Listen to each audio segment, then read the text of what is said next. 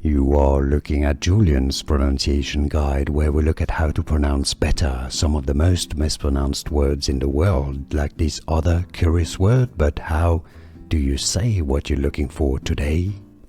Let's learn how to pronounce this word once and for all correctly. I know it's a little bit confusing, a pronunciation. If you want to learn more vocabulary in English, stay tuned. You found the right channel.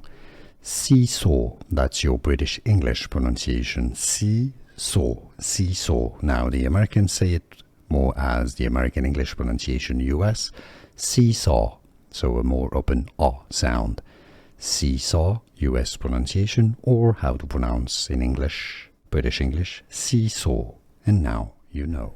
Here are more videos on how to pronounce more confusing words and names too many mispronounced. Like this video if you found it useful. I appreciate your support. I'll see you soon and thanks for watching.